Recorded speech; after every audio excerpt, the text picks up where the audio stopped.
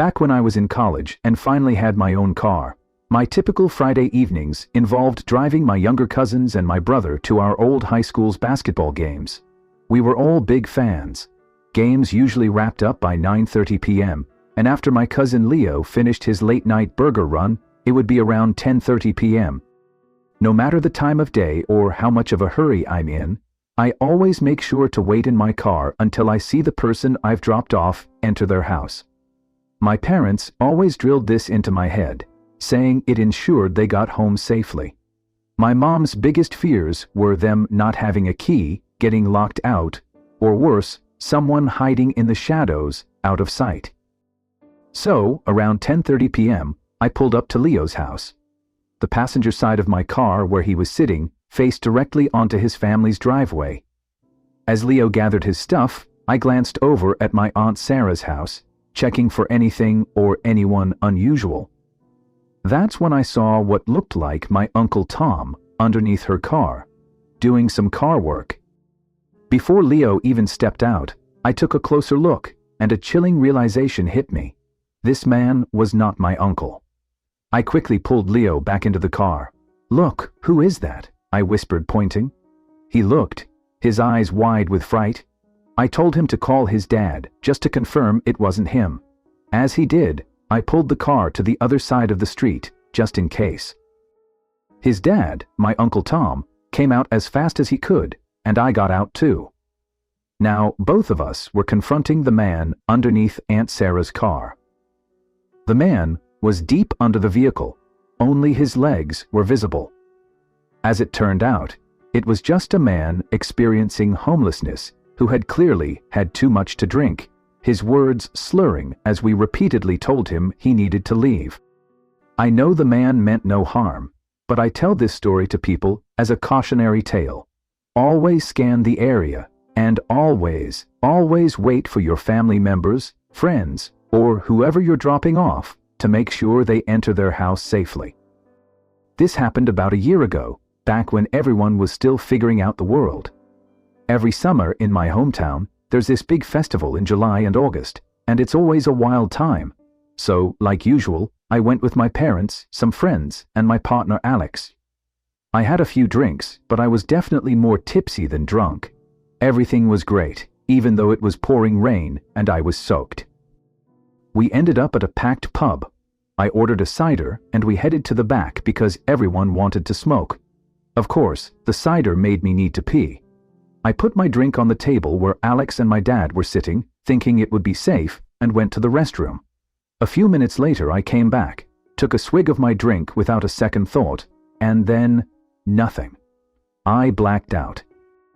I only remember flashes, feeling unable to get up from my chair, being incredibly dizzy and numb, like I was underwater. Sounds and sights were distorted, like I'd lost all sense of time and space. I vaguely recall my dad and Alex practically dragging me through the streets because I couldn't walk. That's it. We got home around 7:00 p.m. and I slept until 9:00 a.m. the next morning. I just figured I was really drunk, no big deal, until my friends told me how bizarre and terrifying my behavior had been.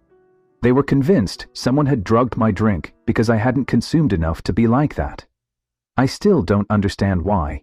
They didn't do anything to me, and I wasn't alone, so it wasn't like they could have taken me somewhere to assault me. Why did they do it? Were their intentions truly malicious, or did they just want to mess with me? I've felt really off ever since. I can't drink alcohol like I used to. It just makes me feel awful. So please, be incredibly careful about your drinks, especially if you're a woman. And to guys, please don't put drugs in our drinks. It's a horrible thing to do. Edit.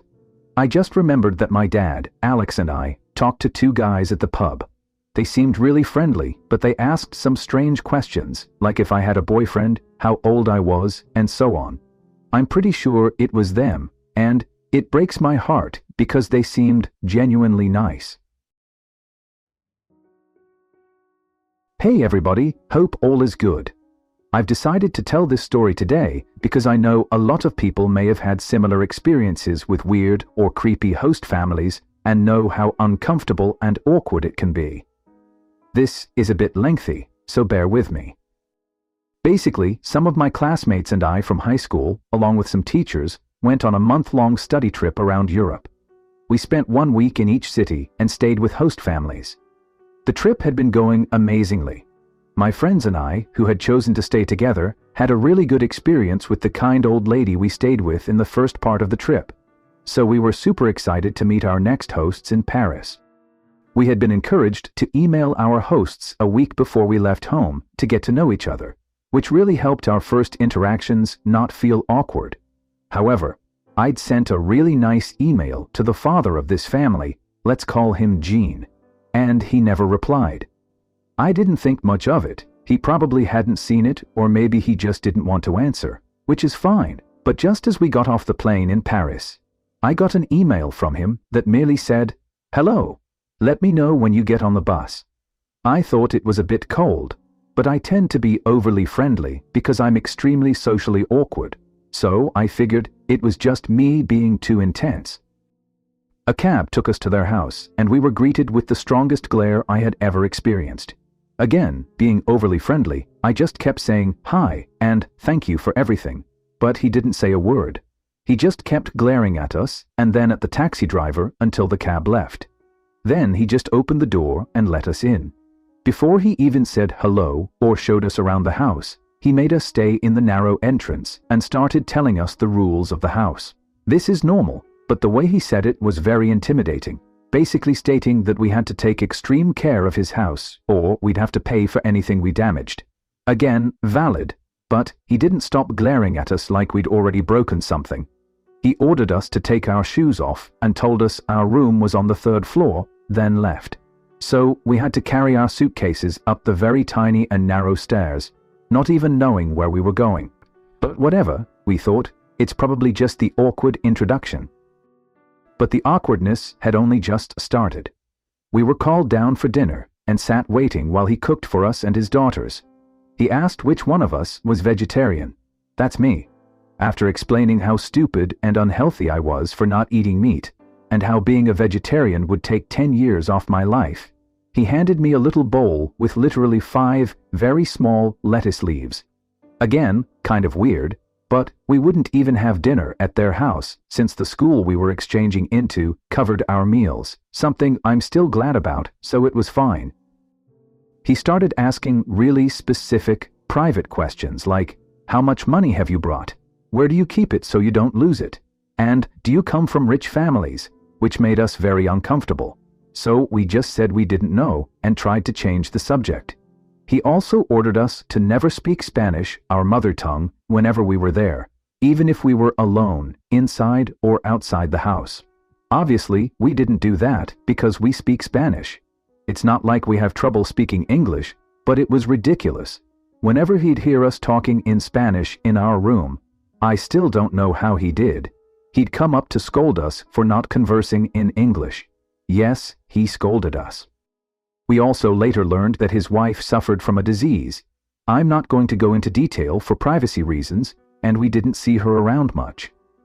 That night, my friend took a shower first, then me. While I was getting dressed in the bathroom, he came into our room and started talking to us and asking other questions. It was very uncomfortable because I was still in the bathroom, and he kept coming near the door to ask me stuff, then turning back to talk to my friend. But after a while, he left, and it was fine. We discussed how weird it was, and were really worried about the money questions because it was his own house, and he could easily just come into the room in the middle of the night, open our suitcases, and do whatever he pleased. The next morning, we got up really early and came down for breakfast. To be honest, we had kind of high expectations because our last host was absolutely the best, so we were expecting he would at least have a slice of bread for us. Yeah, he didn't. But that's not the bad part. While the whole family was eating at the table, he told us to just go through all the cabinets and pantry. There would surely be something to eat. I honestly didn't feel comfortable raiding this family's kitchen while they were just staring at me. My friend grabbed a banana because she didn't know what to do, and I said I wasn't hungry. So we just left and decided to no longer have breakfast at their house because it was too awkward. I know you must think I'm overreacting, but first of all, I don't know these people, and it was just so weird. Besides, my social anxiety didn't help at all, and I just couldn't bear being there. As I said, we had dinner at school. We didn't really spend a lot of time with him. We really only showered and slept there, and that was it. But somehow, in the little time we were at the house, he always found a way to make us feel more and more out of place. We had to let him know via text when we were coming home, and I'd always be polite, but also friendly, so I'd just say, "Hi Gene, we are 5 minutes away." Always with a little exclamation mark to seem nice, I guess. But the second night, we arrived home, and as we went through the front door, he came stomping his way towards us, absolutely furious, like he was about to punch a wall. He started yelling at me, telling me to never, ever text him or any adult like that ever again. I was so incredibly confused and scared. What did I even send to him? He pulled out his phone and made me read that message out loud. He said, "Normal people do not text like that it was very disrespectful," and proceeded to show the text to everyone around the house, and asked them what they thought of this, and if anyone had ever texted them like this. He was so angry about an exclamation mark. I was livid inside, absolutely at the verge of tears and leaving the house. I just said sorry and went to our room. He then came up smiling like nothing had happened, and had the absolute audacity to ask, "Have you brought any gifts for us?" We had. We had bought them a beautiful picture frame and lots of sweets from our country. We had spent a lot of money on them, so we handed it to him, and he acted like a little kid on Christmas. However, when he opened them, he looked at them like we had given him a bag of trash. "This is it?" he asked, frowning. "I thought it was going to be something better since we are letting you stay in our home, but I guess it's fine, thanks." He left the room, disappointed. We continued to have really, really bad encounters with him, telling us off like we were his daughters that he could just yell at like it was nothing. At night, we would hear screaming, fighting, banging, and crying. My friend wanted to contact accommodation services to ask for a host switch because we were truly having a horrible time running away from our host to avoid another interaction. But I refused to. I know, dumb, because firstly, I was too shy and scared of what could happen if we told him we were leaving for another home, and also, I felt really, really bad because of his wife, and I didn't want to give the family a hard time when they were probably already struggling with medical care and hosting was their only income. She was mad at me for a bit, but she thought the same as I did. As badly as we wanted to leave, we decided to suck it up. We also had gotten lost at some point while we were on the night bus back home. Luckily, there was a teacher from the school who we knew, and she walked us home. She asked us who we were staying with, and we told her we were staying with Jean, and mentioned it was a bit uncomfortable there. Her face changed a little bit, from happy to kind of worried. "Yeah, I know him," she said. "We've been told that he's a bit special, but that's it, really. Don't worry about it. Yeah, try to spend a night in that madhouse, and you tell me about it." When we told Jean about us getting lost and the teacher helping us, he seemed so interested in a creepy way. He said he knew her and asked how she was doing, and the creepiest part was he asked us if we knew where she lived, like at least 2 or 3 times. We had seen her house, but we just told him no because it was very, very weird. Our last full day there, he had told us that he probably wouldn't be home when we arrived, since he mentioned he was meeting a friend or something, but that he would arrive no longer than 10 minutes after we did. We arrived home that night, and as he'd said, he wasn't home. This time, the only one home was his wife. It was our first time getting to chat with her, only she was so nice. She seemed genuinely like the only sane person there. We talked for a while, actually, and then we thanked her profusely for everything, even though her husband was our nightmare, and told her she had a very beautiful family. Then she stopped smiling and said, "You think so? I don't think so, but thank you." Then it was all silence for about 30 seconds. Neither of us knew what to respond to that, so after a bit, we just nervously laughed and said goodnight. Jean didn't return until almost midnight. He asked us if we had any laundry to do. I had some clothes I'd been wearing for a week that really needed to be washed, but then he said that he would do it and wouldn't let me go and help or do it myself. And honestly, this might be a reach, But I really didn't want to give him my clothes for some reason. It just felt wrong. So, I ended up declining, saying I remembered that I had actually washed them, which I knew wasn't believable, but there was no way I was giving him my stuff. He kept insisting, asking over and over again if I was sure. And I said I was. The next morning we were so excited to finally be able to leave that house, after a week that felt more like a month. We had our things ready and took our stuff down the stairs to the main entrance, waiting for the cab to pick us up. Then he came downstairs and started to make small talk with us. He kept looking out the window over and over again, like he was looking for something. We thanked him for the hospitality, which wasn't provided, but you have to be polite, I guess. And he started rambling about how he loved hosting students, that he had been doing this for like 10 years and stuff like that.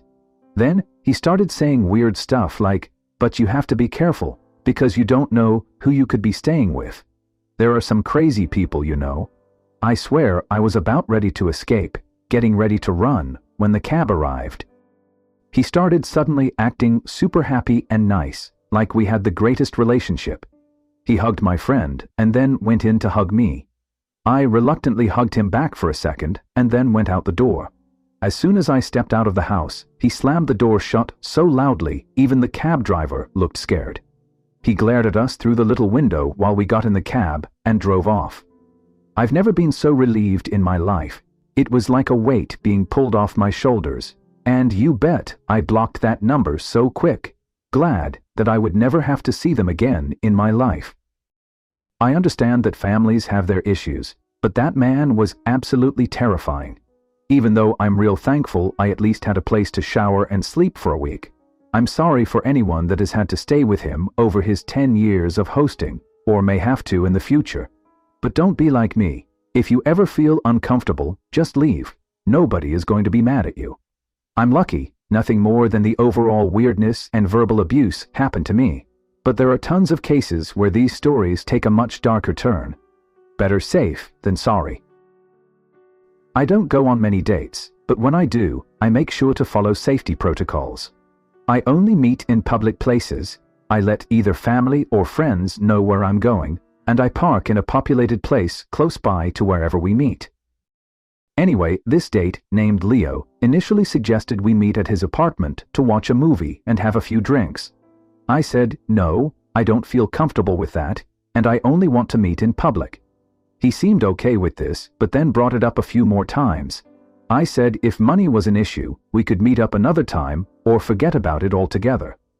Leo backtracked and agreed to meet at a cafe I chose that I was familiar with and equidistant to where we both lived.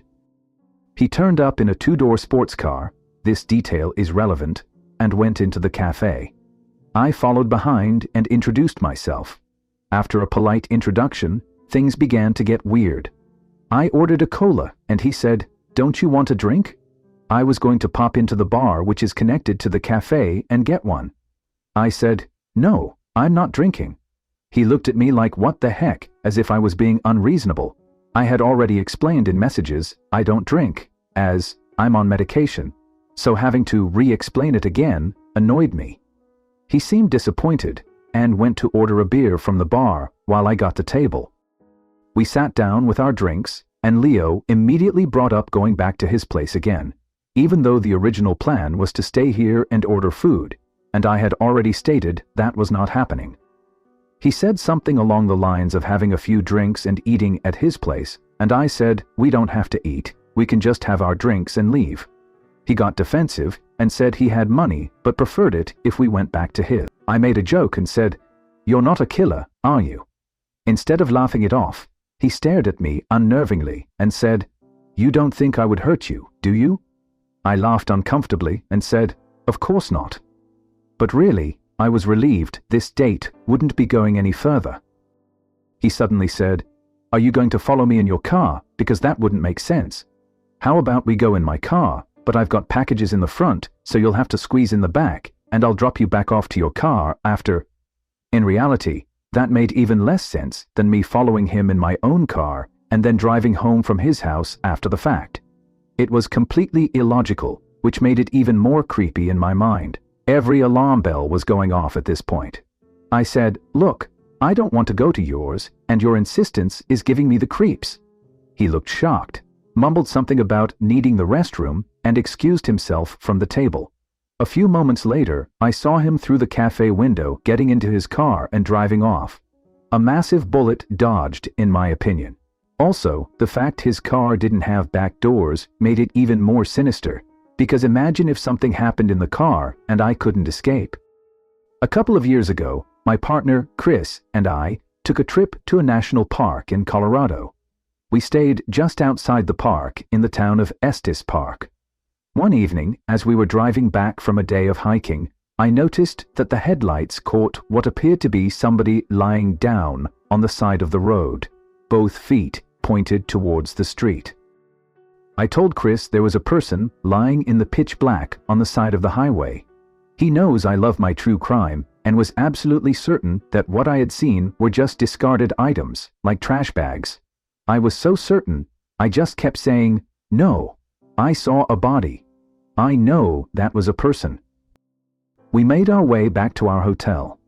As we were about to park, Chris looked over at me and said, "You are really sure about this, aren't you? You want to go back?" I was desperate.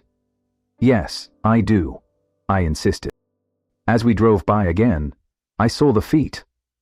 I had Chris turn the car back around and yelled at him to stop the car. He rolled down his window and said, "Are you okay?" There was no answer. One more time, even louder, "Are you okay?" Suddenly, a woman dressed in all black sat up. She was wearing a nice brown jacket and black pants and had her purse and 3 water bottles. Her makeup was done nicely and she seemed very sweet. I could tell Chris was absolutely shocked. I asked her where she was headed. She said that she was trying to get to the local gas station up the road and that her mom was going to meet her there to pick her up. This woman looked to be in her late 40s. I knew something weird was going on because where we found her, the gas station was still another 7 miles away. She said in her mind she thought it was only about a mile from our hotel and she could walk it. We offered her a ride, and she climbed into the back seat, not before I grabbed a thick scarf to wrap around my neck and my pepper spray. As we drove, we tried to ask her questions, just chit-chat. I asked why she was lying on the side of the road. She said she had gotten tired of walking and just laid down, ready to give up.